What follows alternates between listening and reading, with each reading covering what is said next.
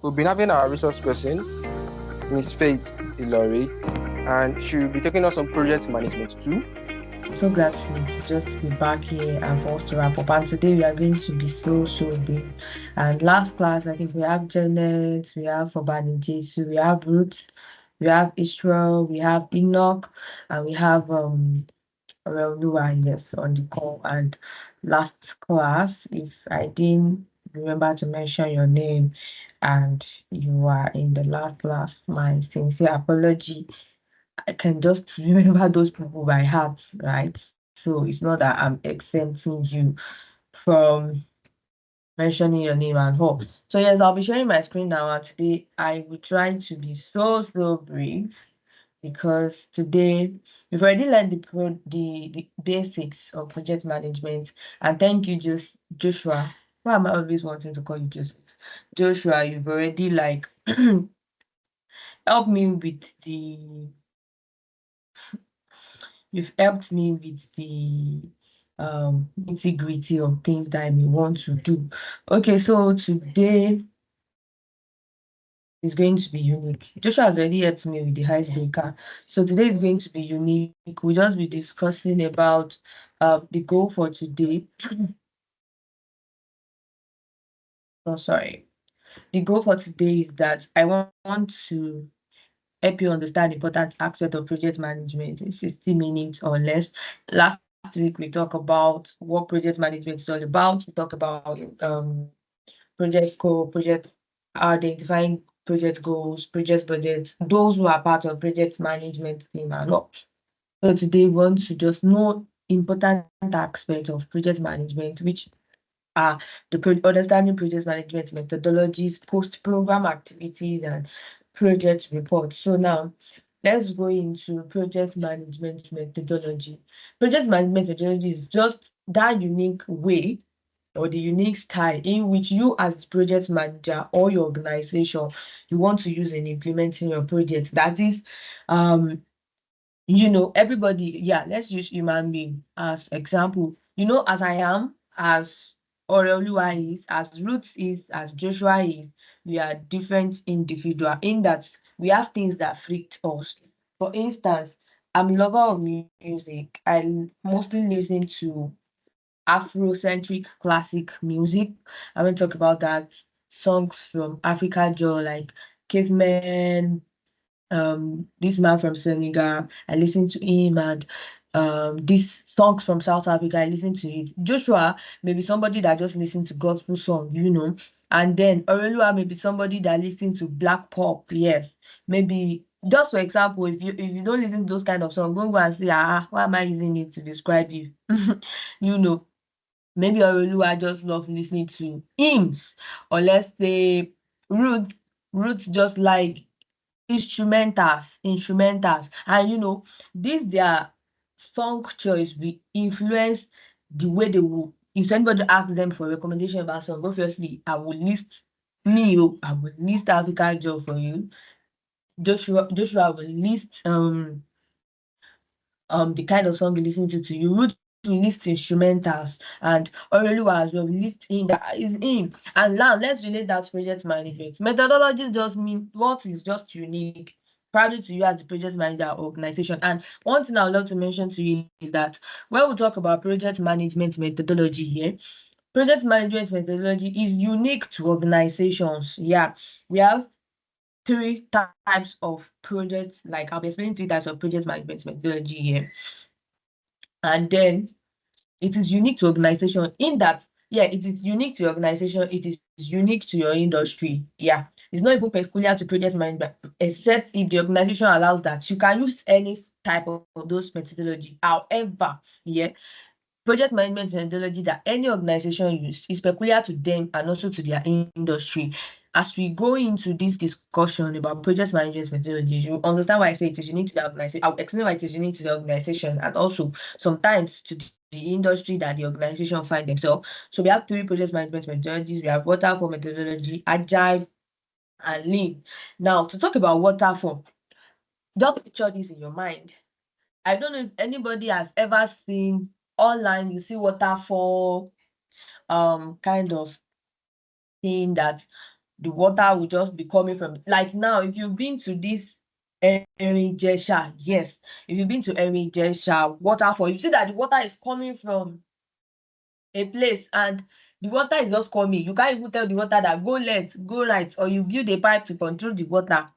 That's just the way it is in the waterfall project management methodology, in that it is a linear approach. There is no call, no if you finish A, let's quickly do Z, then come back to B. Yeah, you follow a sequence, you follow a process, in that for you to go to the next act.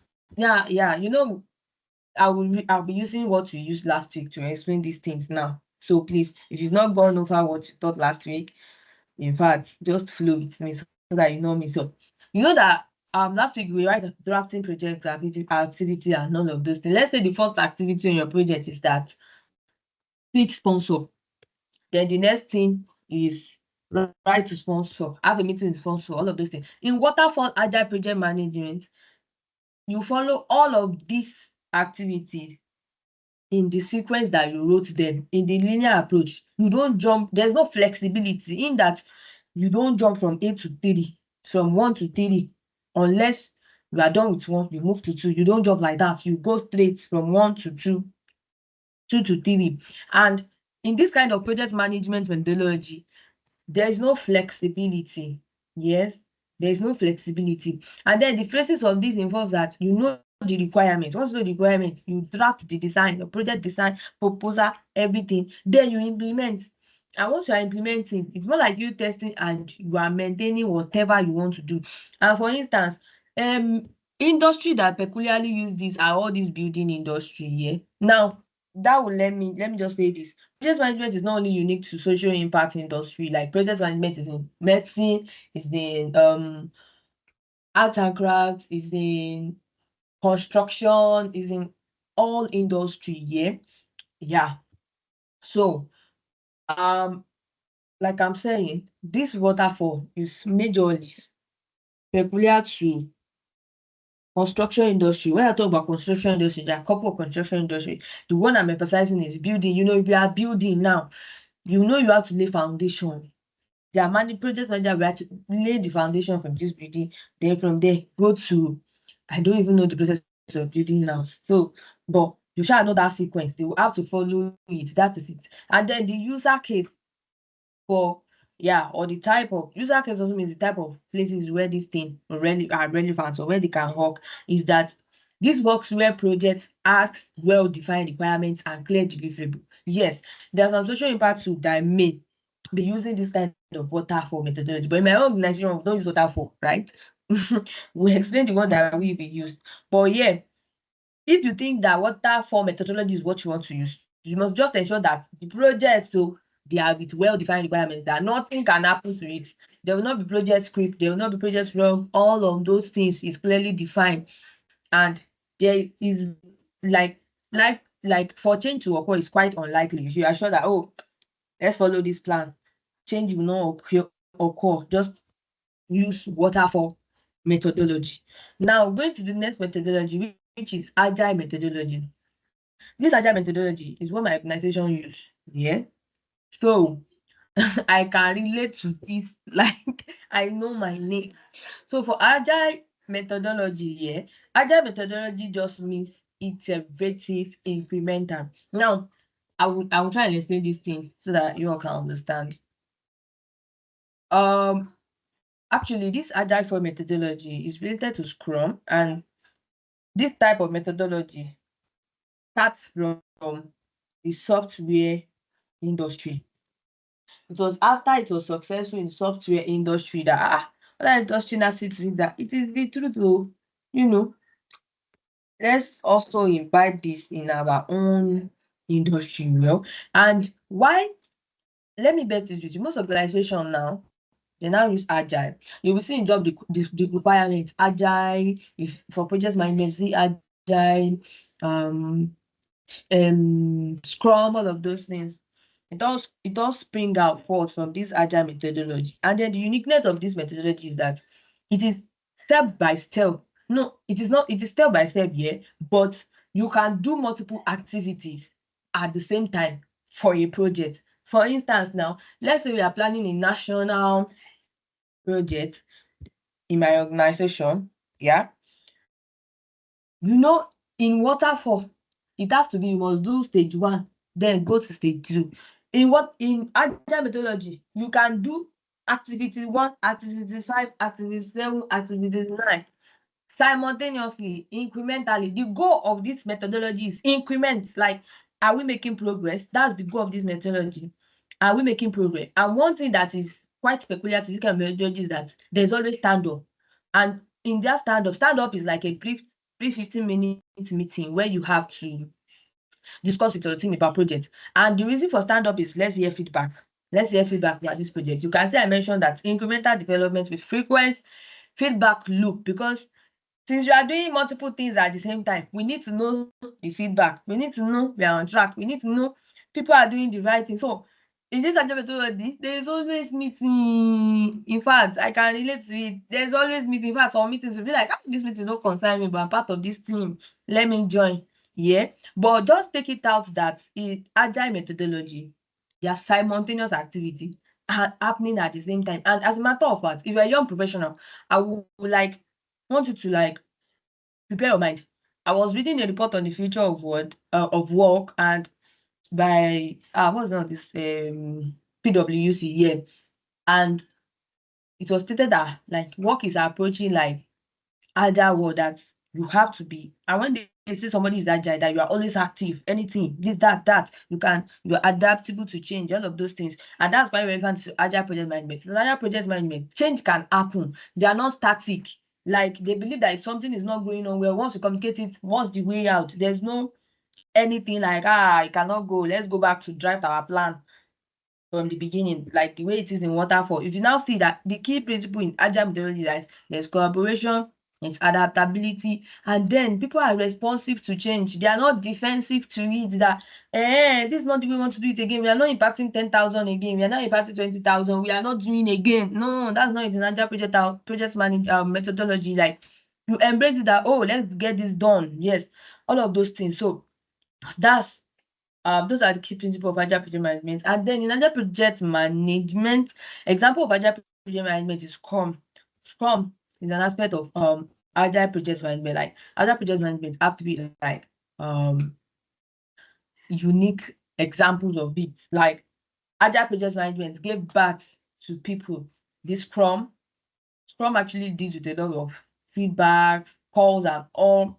Kanban is, you will use a board. No, it's not use a board. There are some organizations, if they meet physically, they can use a board. There are some organizations, if there are apps like Miro board, there are virtual apps that you can use. On that board, you just paste all your tasks, you paste the progress. Like, it is not like a column. The first column has the tasks, second column has ongoing, the second column has successful, the last column we have not done. So at the beginning of the week, on that board, they will paste what they are doing, right? And then in the last by the day that they used to give their report of feedback, they will just come and shift those tasks to, okay, done, this one not done, this one successful. That's just it for Kanban project management. Why extreme programming? I'm not going to explain it here, because like I said, agile methodology come from software, like tech. Yeah, so not relevant to us at this level. And besides, I don't want everybody to get confused, so I'm not explaining it now. User cases, or where we can find agile project management, is software development, product development, and then project with evolving requirements. And most of, if not all, maybe projects that may have worked on social impact, they always have evolving requirements, in that you are dealing with stakeholders, external stakeholders like school, government, your participants, your youth, those that you want to impact too. They may come and do this and that, and you want to just factor them in. So the requirement of how the project will be done will be evolving. It's not always static. So we now we're in social impact too. During the time, work with agile project management. Now, fun fact, all this methodology, right?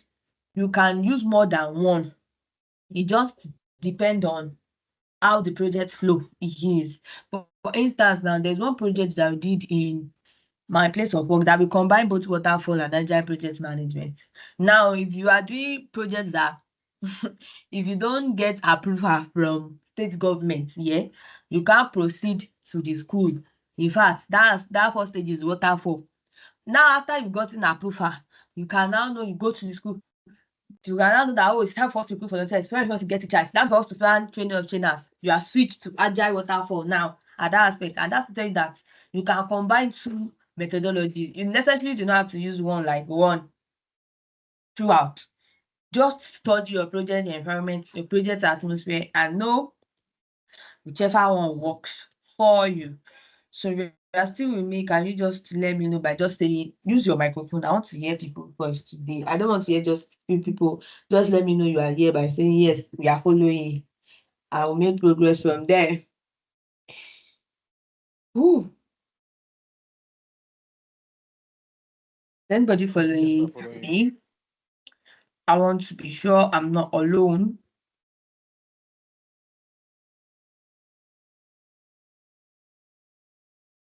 Uh, okay. I don't know why the chats are not loading in my hand. I don't know why, but I also want to assume that we are still with me regardless. If someone can just chat so that I can know you are with me, or probably just gives a response.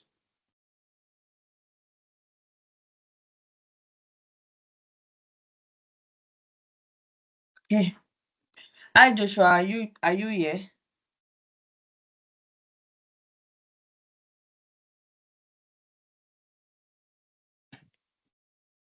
Um my internet is a little bit tricky.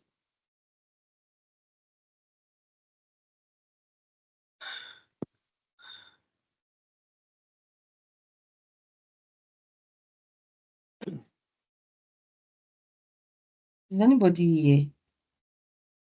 Okay, don't worry. Okay, Obanije, so I already get that. Thank you so much. All right, now, so we're going to the third methodology, and that is the lean project management methodology. And the focus of this lean project management methodology is that the goal is that they just want to eliminate anything that is called resources waste during your project management cycle, and then they want to maximize the present resources to create value throughout the project cycle. In that this and agile, they are related, and like I said, you can as well combine all of these things together. Yeah, but just have it in mind that lean project management methodology is just to eliminate waste. When I was defining project management, there I said it was based on scope, time, and budget. Lean project management is like there should not be waste of time, waste of budget, and then the scope, it was deliver the value that is being stated inside the scope. So that's just the main focus of lean methodology. And then the key principle I said is reduce waste, improve efficiency, and focus on value creation. And an example of lean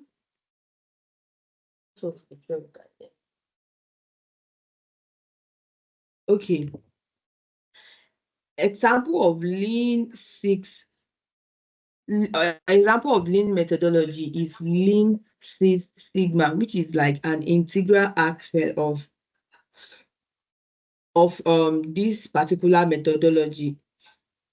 Yeah, in that in lean sigma you just combine all the six principles.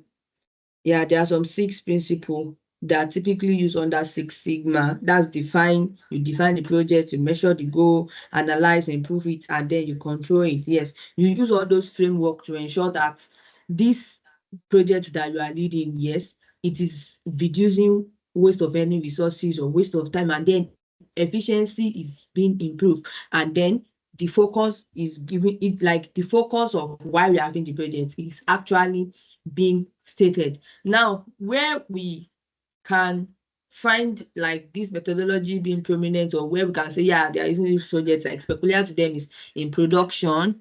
Let's say, for instance, people that produce this FMCG, yeah, most of them use lean because I mean they deal with something that can perish. So they used to ensure that whatever they are doing, it eliminates waste. Their operation manager also serve as their project manager. They ensure that yes, all of the production are going on well, what they are manufacturing is going on well. And also service industry uses this lean project management methodology because they want to ensure that yes, all the process were well optimized, because all of these processes are quite crucial to them. And yes, it is what makes the success of their project to be relevant, and also to ensure that they deliver the work they are meant to deliver within their team or within their organization. Now, for all these three project management methodology, I want you to have it in mind again, as I stated earlier, that you can combine more than one. If you are doing a social impact project that you have limited resources, lean methodology is good for you. If you are doing project management that you want to do simultaneous activity at the same time, agile method is for you. If you think that all your projects is well defined, waterfall methodology is for you. However, if you feel that you have a project that the first aspect of the project will involve that for you to complete it before you go to next one. However, once you go to next one, the next three activity can be done simultaneously. You can combine waterfall and agile project management to them. So please just have it in mind that it's not that these methodologies you can't relate them to themselves. You can relate them to themselves. Just ensure that if you want to relate them to themselves, just make sure that it is relevant. Whatever you are relating it to the project, like the methodologies you are relating together, they are relevant to each other, and also they will contribute to the success of the project at hand. Now, going to project, the next thing I'll be talking is how to manage project budget. Now, I'll be sincere with you. Yeah, we are in the social impact, and everybody here is into like the fellowship you are doing is impact. I will tell you that budget in social impact most of the time are not always enough, and especially for people like you that you're just starting out, you may not necessarily have big budget, big sponsor, and all of those things. And that's where the question: how can we manage budget to ensure there's no wastage, and then to ensure that there's still we just cater for everything that I need to cater for. The first thing is that for you to manage your budget very well, you have to define your project scope. You remember last week I defined the project scope. That the project scope is like it states outline everything about your project, detailed it like this is what we want this project to cover in part SS3, SS3, and just one girls in this line for 13 days, for 13 weeks, and this is what we are teaching them. So for you to manage your budget, you have to properly define that scope. Once you define that scope and you know all of those things deliverable that is involved, you now break down the cost that your project scope is going to cover. I mean, for you to impact secondary school girls, yes, are you giving them instructional materials? Are you donating anything to them? Will you be paying volunteers that come and volunteer? Will you need public address system? You know, for your scope, you'll be able to determine or break down your cost. After breaking down your cost, you now go to estimating the cost. That okay, now that we're breaking that, what's the total overall cost and all. And after you estimate your total overall cost, then you will now go to include your contingency reserve. This contingency reserve is similar to your miscellaneous, that in case of incasity, if anything happen, okay, let's have something in reserve. Yeah, let's have at least some funds in reserve. And also, the money you have in your contingency reserve is just for you to address any unplanned events or risk or unexpected costs that come up, especially now that we're in Nigeria, that the price of A may be 8 before, it may be 10 before, by tomorrow morning can hear that it's now 50 here. So the reserves that you have, the contingency reserves that you have, are what we cater for cases like that if you have it. And please, whosoever your finance representative is, please just ensure that they keep proper documentation. That's another way to manage your project budget. Ensure that they manage all of this, your project your funds, like the way funds are coming in and how, ensure that it is well documented. And then the next thing is that after you've now done all of these things, you now check your resources and allocate it. For instance, now sometimes in organization, if you are planning, we've already draft our everything, do contingency reserve. That's when we used to go to, okay, this is the amount we have for this budget though. Which one are we going to actually allocate resources with? That's when you say there's one plan that is common in my organization. You cut budget, they've cut that budget. You just said that let me do this budget, let's cut it. You should be able to find an alternative to this and that. Yeah, you allocate budget. And let me tell you, it's normal that your resources may not be enough to cater for everything that you already estimate. Just have that in mind. If anything happen that your convener is saying, yeah, let's cut this budget, or maybe the person is saying, let's cut this budget too. Money we have at hand, you don't feel like, oh, why? No, that. Just have it in mind that it's normal if there is need for cutting budget, or if the budget and hand do not meet up. That is why you are working together as a team to come up with alternatives, and also to ensure that you allocate the available resources to the right, what we call that needed, to the right, I'm looking for the word, to the right activity or activity that need it. That's because of you allocating resources. You allocate resources to the right people that need it, sorry, to the right activity that need it, to the right material you should get. For instance, now if you are addressing 200 students at once, and then you have, let's say on your budget you have get public address system, on your budget you have get handkerchief for the speaker, on your budget you have, let's just use those two examples, and then the resources is not much, but the resources can cater for one of the item. I mean, if I'm to ask you on the call, which one do you guys feel you should allocate the resources for? Let me see our response in the chat. Out of, let's say you want to address 200 participants now at once, yeah, and you have limited resource, but you have just two things to cater for. You have get a public address system to address the students, and you have buy handkerchief for the speaker. Which one do you feel we should go for? Okay, Obanidesu said public address system, definitely. It's only Obanidesu that is on this call. Others are yet to mark attendance, Abi. All right, but yes, just as Obanidesu has said, the best thing to allocate resources, the best one to allocate resources for is your public address system, because it's not your handkerchief that will care for knowledge said get something for the speaker. Wow, I'm impressed. Thank God it's your convener that is behind this. So he's the one behind care for knowledge. So I mean, I'm not afraid. If the convener said get something for the speaker, why not? But actually, the best option is the public address system, because it's not the handkerchief of the that we. I know you are joking. It's not the handkerchief that we address the people. It's just that, in fact, the handkerchief will be so wet, and the speaker will tell you that, guys, don't invite me next time. Oh, people don't get popular address them.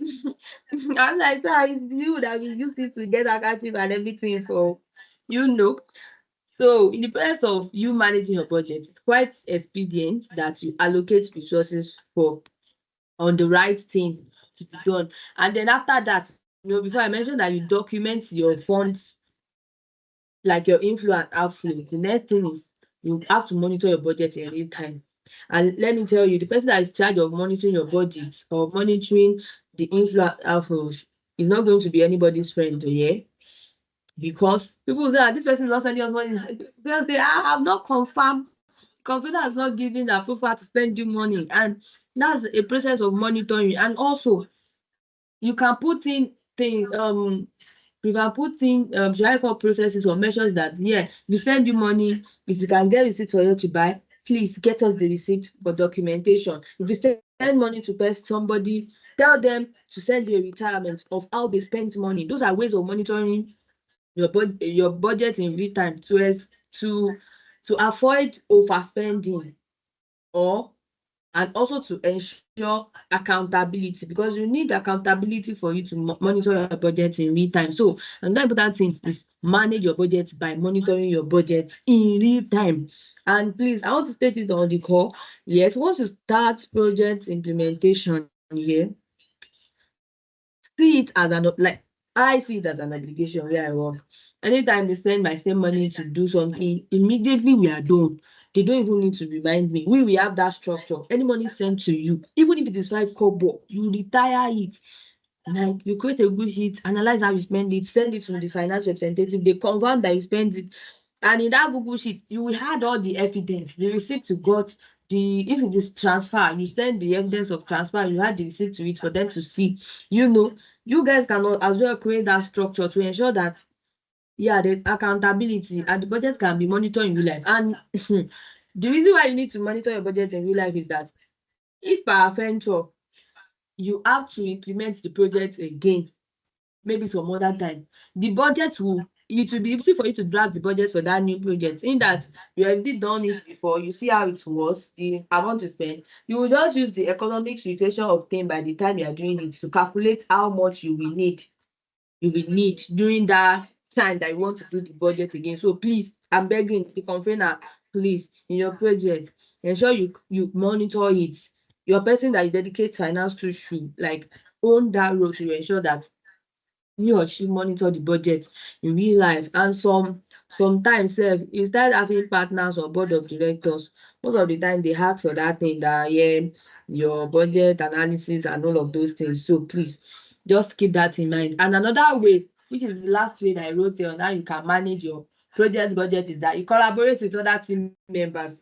See, for anybody that will be in charge of funds or for the project manager, you can't control or manage your budget alone, because you have people in other departments, other teams doing other things, and they will need funds. For instance, somebody in marketing that come and tell you that you want to run ads, you just say no. If you want to run ads, I'll be the one to do it for you, to pay the payment for that running ads. It does not work like that. You collaborate with them. Oh yes, we want to run ads. How much do you need? We need this. Oh, don't worry, I'll send it to you, but please ensure that you give us this and that about it. So in that process, you're already collaborating with them, because if you don't collaborate with them, you see, they will just stress you. No, they will think you have the money, but you don't want to approve them to get the money from where they will get the money from. And also, you have to collaborate with other team members, because they need to know the fund at hand and how the spending of the inflow and outflow of the fund at hand is. And that is because we also want to put in transparency in the process of managing the budget. For instance, now my team in Oyo here, if we have any project at hand, in fact, most of them are the one that deal with the vendors that we use, not me. I will just tell them, yeah, this is the budget released from the headquarters. We have this amount for feeding, we have this amount for public address system, we are getting a projector, we are doing that. I tell the person, I have different volunteers that are taking care of that. And I'll put a general call, inform all of them. This is the budget. You spend more than this, you are spending the money from your pocket, not from my organization pocket. I collaborate with them, and in the long run, if we later have stand up meeting and one of them is saying, yeah, we may need to increase the budget, to say she stated it, like that's for transparency. You need to just collaborate with them, that these are budgets, but we are doing it together. It's not only me, the project manager, that is doing it, and it's not only finance that is controlling how it is coming on. Your activities, whatever you are doing with the money, also contribute to how we are managing this budget. So that's another way you manage your project budget. And also, don't have this mentality of, while managing your project as project manager, that this project money, like there's this mindset that some people have, where I really don't blame people, the culture by which we raise. So people have this fear of, this money is reducing, this I've seen it, and it's quite funny, because I'll be like, this grant or whatever is being released for us to spend on this project. It's not your money. It's an organization money. We all need to be accountable to it. Don't make the money seem as if the money will grow if it is being left in the account here. Use the money accurately on what is meant to be used for, and ensure that have the mindset of accountability. Like, let them know that if this person is managing this project, the money will be well accountable for, like have that personal integrity. Yeah. So that's all I want to say about how to manage project budget. And from there, we're going to project roadblock. If they say something, the answer is on this sheet. I don't want to show you. If they say something is a roadblock, what is a roadblock, guys? What is a roadblock? You say, I'm going to UI now and there's a roadblock. I'm going to OAU now, there's a roadblock. So please, what is a roadblock? What is a roadblock? I need a response. Should I call names?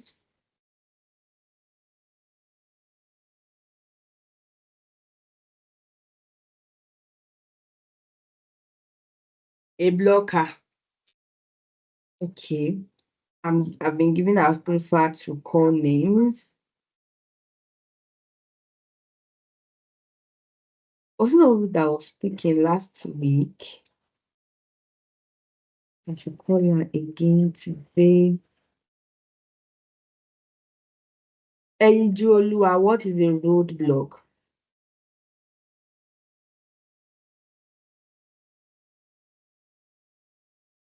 If you can speak where you are, I'll be glad to hear your voice.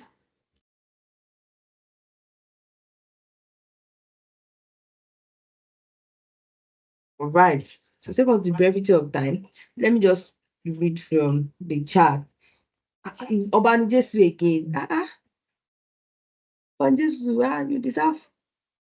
In fact, I have a gift for you. I have a gift to Obanijesu already. All right. So Obanijesu said a roadblock is a blocker. Although that's corny, but I will agree with you. So yes, I know that roadblocks are challenges or obstacles that can impact your project,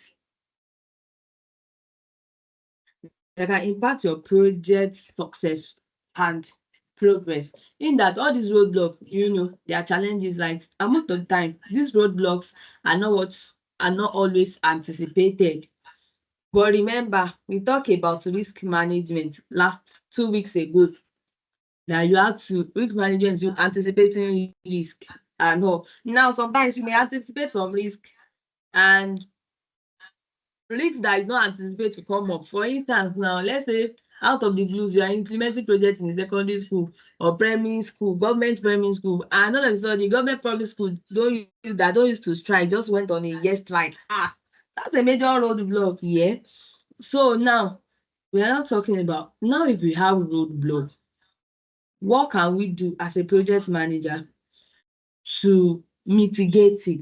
Yes, the first thing you have to do is that, see, let me tell you something. In project management, define is always our issue. Like, you have to define. You not define, there'll still be problem. So the first thing you have to do, you have to define and analyze the problem. That, school went on strike. Really?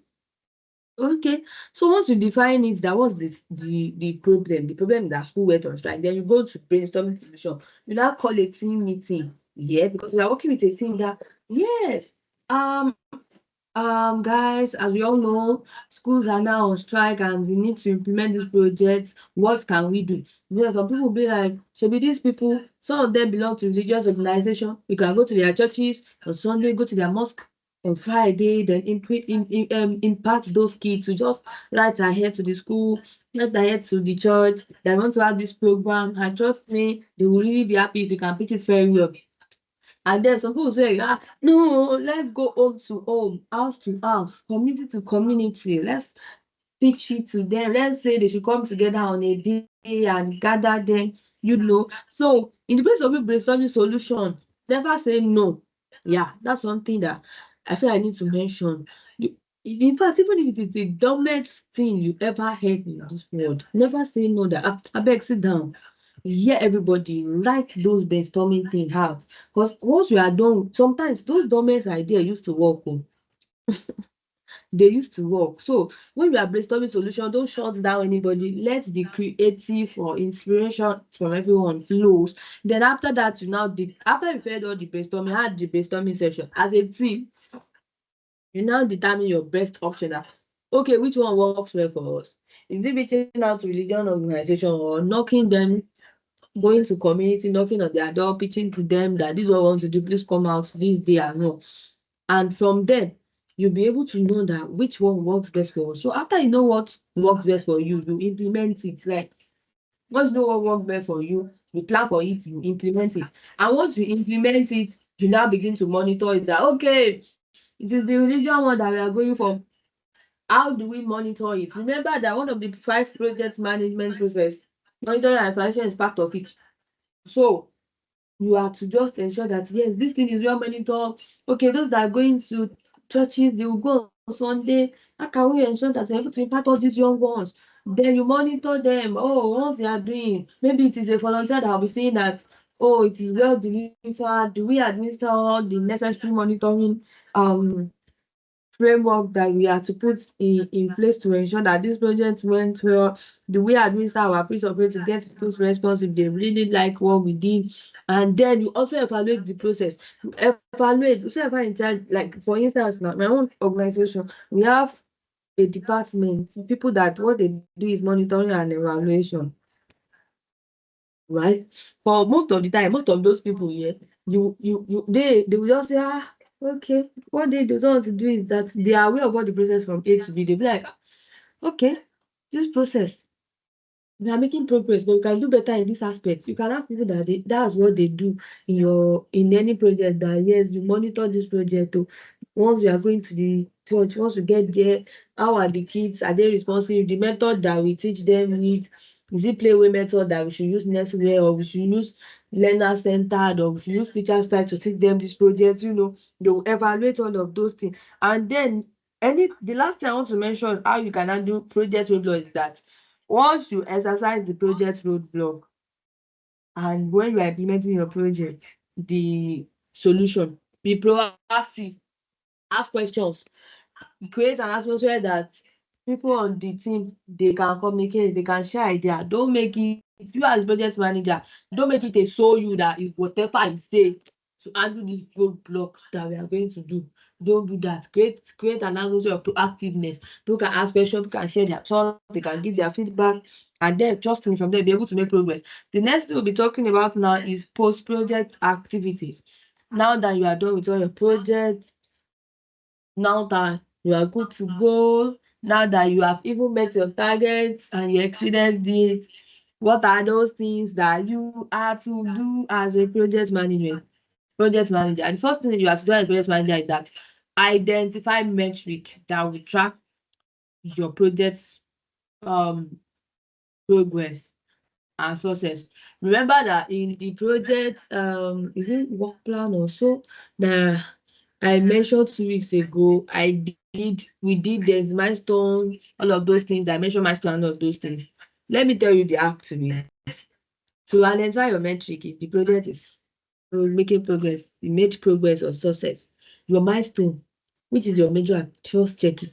Did we do everything that is under this milestone? Like, do you do it very well? Once you do it very well, that means you're already tracking your progress for that, your success and progress for that project like that.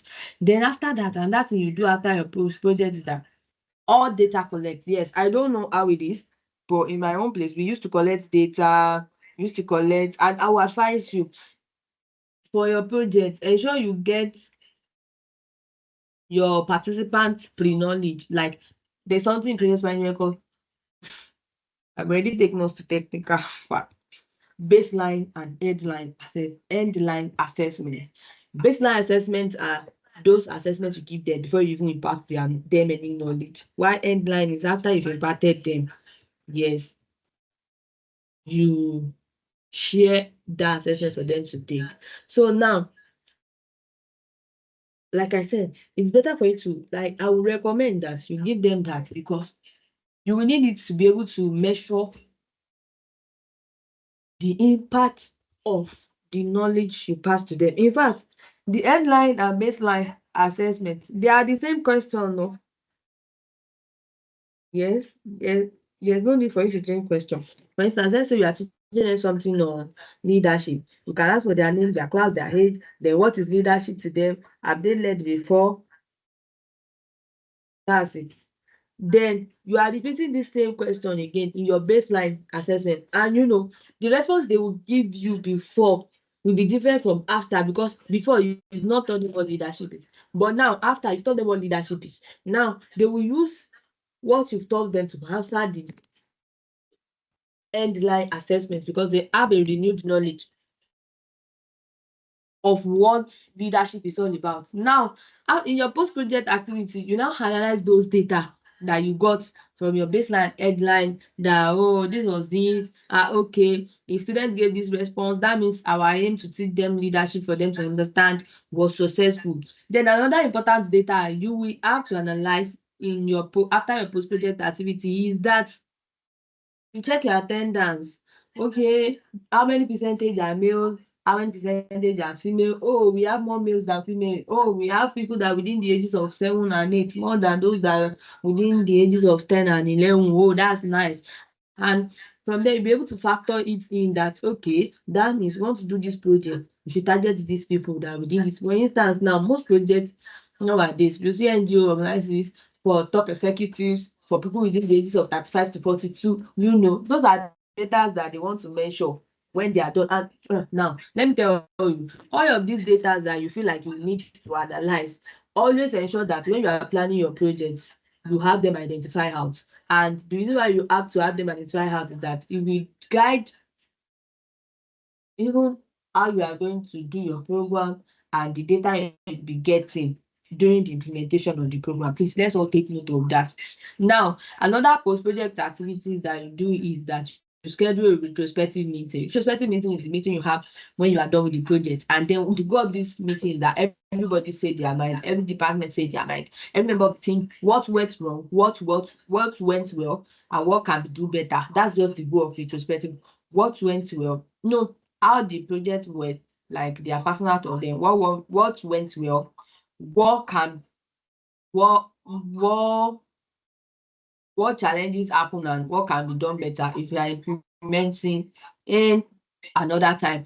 Then the next thing is that you document lessons learned. During your retrospective meeting, you can have a note taker that will be taking everything that people are saying, because you need this documentation. Yeah, as a project manager, you need this documentation. And let me tell you, the documentation from your post-project activity is not even for you. It is for the growth of the project, and also for succession plan. For instance, if you are not the one managing this project and you want to have it some other time, the person should be able to have all of these metrics, all of this data, reports from lessons learned from, and reports from the retrospective meeting, because it will let that person have a foreknowledge before he or she went into project management process for the project anytime it's needing it. And then the last post-project activities that is quite mandatory everywhere is that, remember, you draft a project proposal when you want to, or project charter rather, when you want to start your project. This project report is the same to project proposal or project charter, in that this, your project proposal and charter is what you want to do. This your project report is what you've done. Yeah, so that's always the last activity that is being done, and it has to be done with by rather, not with, it has to be done by the project manager, because it's your project, you managed it, you know what went well and all of those things. So that's the last thing that is to be done, and it's always the last thing to be done, because it's a progression. If you already identify metric, you've collected data, you already had a retrospective meeting, and those are information you need that will inform the report that you are writing. And with that being said, that will lead me to, I think, second to the last slide, if I'm right. It's even, yeah, which is the project result report. And like I said, project result is a final document that summarizes the key aspects of the project after its completion, like you're already done. And then your project report is just like a record of, not a record now, a record of your project progress, your accomplishments, your challenges, your lessons, and things you've been able to achieve as a team and as a manager leading a team. And the reason for this is that it helps those you'll be sharing with you. Now, project report are to be shared with your stakeholder and also with your team members for posterity's sake, for them to know this is what we've done, guys. And also, Project report is to be documented, like kept in a folder on a Google file, on a Google Drive rather, for future use. So yeah, project report is just to help you assess your success, did it went to, and also for you to identify areas of improvement. And one thing I didn't write here that project report give you as a project manager, it's like it gives you that the fulfillment that I did this project, all of these things, oh my god, I can do better, and well done to me for this one that I've done. That's the feeling I used to have anytime I'm drafting a project report, because Faith, you this number of girls. There was one time last year that I led a project that we going to invite 10,000. We exceeded that 10,000. My manager after I drafted the project report, I submitted it to me. I said, sir, I did more than the target. Oh, hey, rate me. And that's the joy of a project manager. If you meet your target and exceed it, and your budget do not increase, oh my God, you will brag, you know. So yeah, that's just like that's something that the project report do to you as a project manager. You see what you done. I led people to do this. I didn't add it to the page, but I didn't add it to this thing because to me it's personal to me. It's how I feel anytime I'm submitting my project report. I'm like, oh, I did this thing. I led people. I led group of adults to achieve this goal, and we met it and exceeded. Oh my God. Yeah. So that's something that project reports make you like feel if you actually give yourself to read as a project manager. And now, why do we need a project report? We need a project report because we need it for documentation of all project activity, for you to just state, so this went well, this does not went well. Like I said, it shows the project progress, the accomplishments, the challenges, and then the lessons learned. And another reason why the project report is needed is because it is needed for submission to your stakeholders, your sponsors. Your stakeholders can be your board of director, your senior advisor, your anything. You submit it to them because they have been part of the project since inception, and also you submit it to your line manager. And I feel you guys line manager here will be Joshua, right? So submit it to him. And lastly, you need a project report for future progress. You need it for future progress because like I said, most of the time the project you need today it will be given to someone else to need tomorrow. And instead of them to now, probably maybe you now left the organization, shey they will now be calling you that, please Joshua, I know you've left, but I need to know what happened when you left this project. It's not so good, because what if you are unreachable? But if you document this project report with them, you document all the activities in the project for them, you'll be able to go through it, and from there they'll be able to know, oh, if you are leading any project of national interest, this is what used to happen. Let me know, do this, let me do it like this. That's just relevant of why you are drafting a project report. Now, with that being said, I have come to the conclusion of my session today. It's already 8, and I'm on time today, I guess. So yeah, in conclusion, once again, a goal without a plan is just a wish. Like, this conclusion are my major takeaways. Yes, and my aspire to perspire so that you can inquire as a project manager. Oh my God, people should clap for me. I'll be a good motivational speaker. Yeah. So yes, like I said, a goal without a plan is just a wish. And now let's take this outside project management. Let's bring it to yourself. Yeah. Now you've learned about project management. The funny thing about project management is that you can relate it to your personal life and things you do. Always think of it. If I wake up a day today, what do I want to do? No, today. For instance, today, I've done a lot of things for myself. I've been in meetings from 9 to 2. Within 2 to 4 that I have my last meeting, I just like finish the meeting before joining this work. Yeah, we had that meeting since 4. It was a training.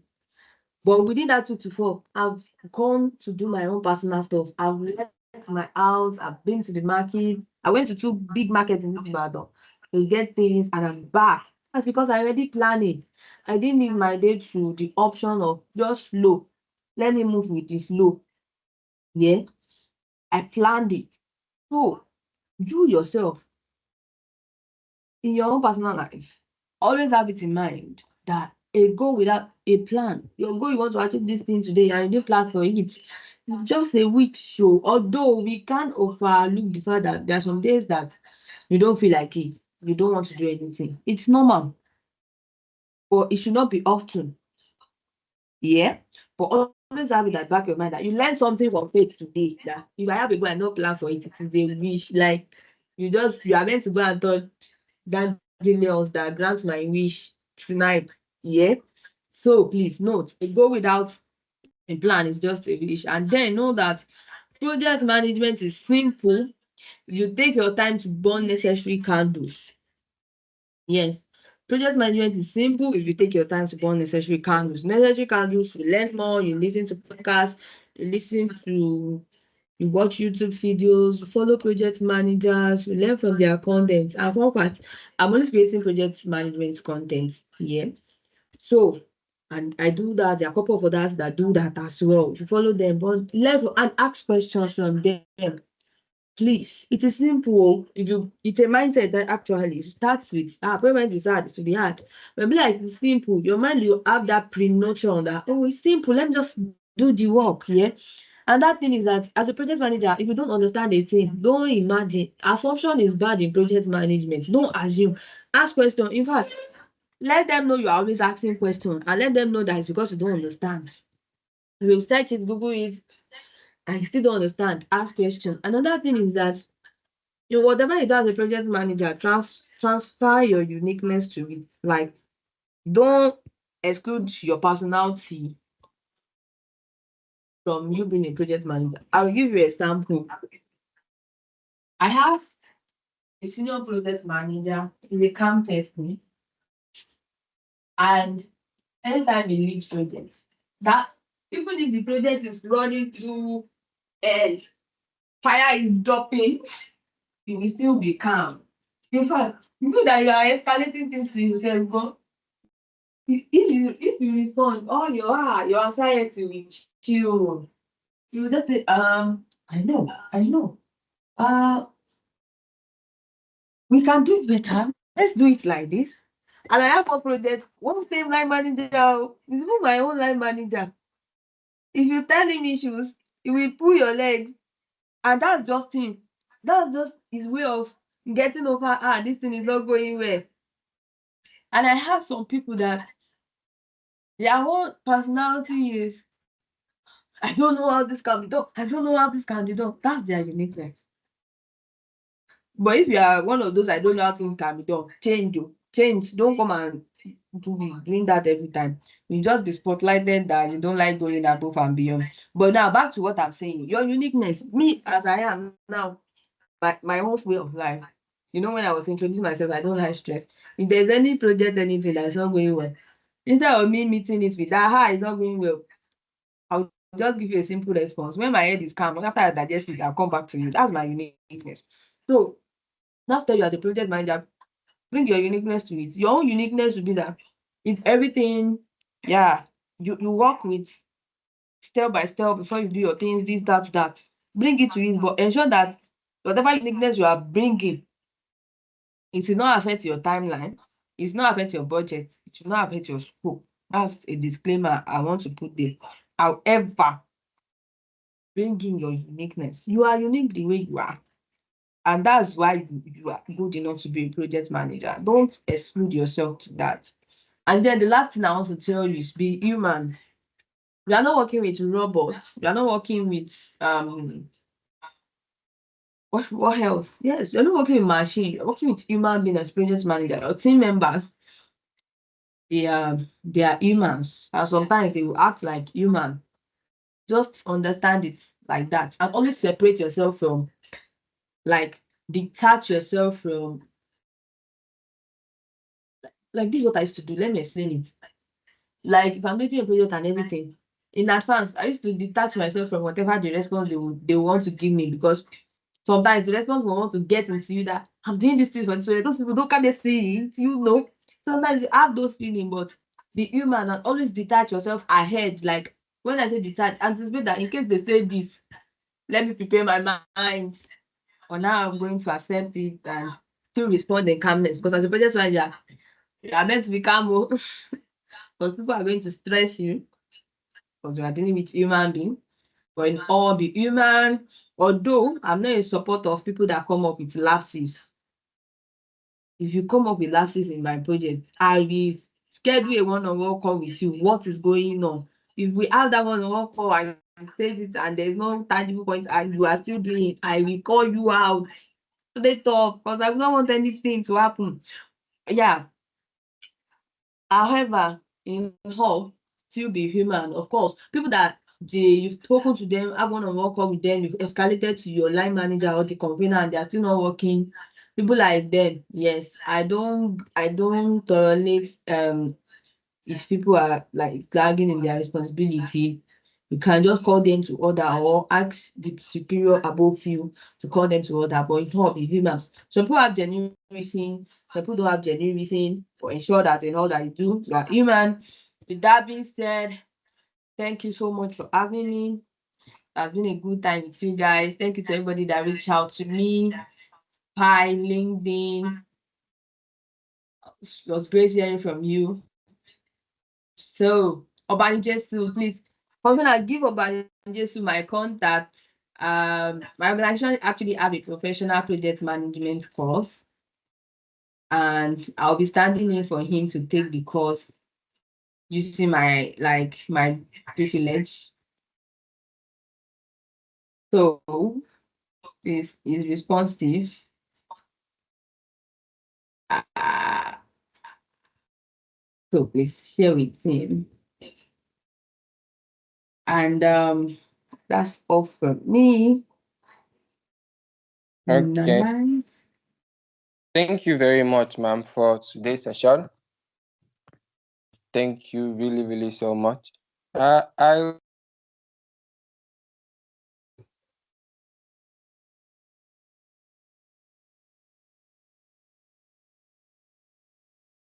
want for the fellows to have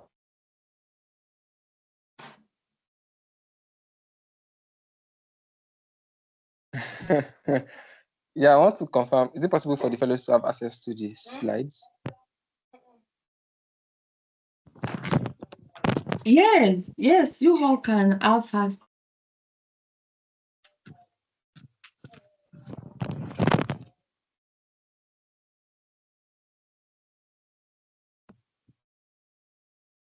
Okay. All right, ma'am. All right, ma'am. Thank you very much. Thank Please, one more thing. I want to I want to get feedback. I don't know why my laptop is not opening chat, but I will just send the link to you on um maybe my WhatsApp, so that you can. I need everybody response to invite back to this session. Yeah. Okay, okay. All right. You can share with Joshua and then you will share with the fellows, ma'am. All right. Thank you. Yes, Bye. ma'am. So All yes, right. if there's Thank you any very much. question. Yeah. And before the questions, Joshua has something to say. And anybody that asks questions can just raise up their hand so that immediately Joshua is done. We ask the question, he asks the question, and then we round up for this evening. Good evening. Good evening, everybody. I don't know if you can hear me. Can you hear me? Yes, sir. All right. So I wanted to say thank you to Miss Faith. Faith, thank you very much for the time that you have shared with us. It has been amazing. I've personally learned a lot. I was in transit earlier and I'm like, I have to watch the recording of this once our media people release it. Thank you very much. God bless you. Um, I would like to encourage all fellows. I know that we are all active on LinkedIn, all the fellows. We don't give much to our speakers, really. We barely give them anything. They are basically volunteers, just like you guys are too. But I would like us to do something as a community. The things that you have learned from these two sessions that we've had with Faith, I would like you um, to put up a write-up concerning it on LinkedIn, like, and tag her. So once you do that, just tell us on the group that you have done it. I would like everybody to do it. Please, if you can, I know that some fellows had to leave. So Israel, if you can also get the message across to the remaining fellows on the group and even team members too, please let us. I will do the same. Everything that we have learned from the session that Faith has had with us, the two sessions, please let us put it out there. Let us appreciate her for it and let us tag her. Remember to tag her properly. If you don't know how to tag, you can reach out to somebody on the fellowship. Make sure that you tag her properly. And I'm sure that she would love to see our engagement. It can be a little way of showing appreciation to her as a community. So Faith, thank you so much. It has been an honor and a privilege to learn from you. We hope to have you again sometime in the future. Let me now open up the floor. I don't know if we have any questions. Um, so back to you, Israel. Thank you very much for that, sir. Thank you very much for that. I don't know, does anyone have question? Let me check the chat. Okay, anyone with question before we end the session this evening?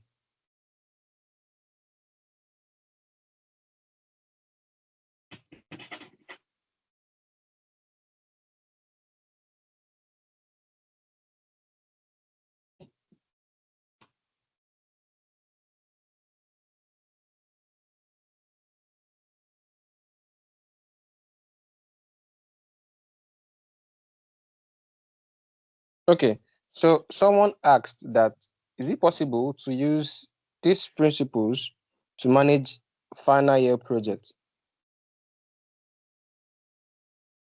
Miss Faith? Yes, hi. Okay, so yes, the person that asked, that's nice, so you're already thinking far. All right, and definitely you can use it. I think the best principle that can work so well for you is the waterfall. Yes. So you can use it, like I said at the end, or what was it at the end of where I was speaking, that you can relate this to your personal life. All that you learned about project management, you can relate it to your personal life. Yeah. So yes, you can use it to manage your final year project. And I can tell you that you'll be using the waterfall methodology.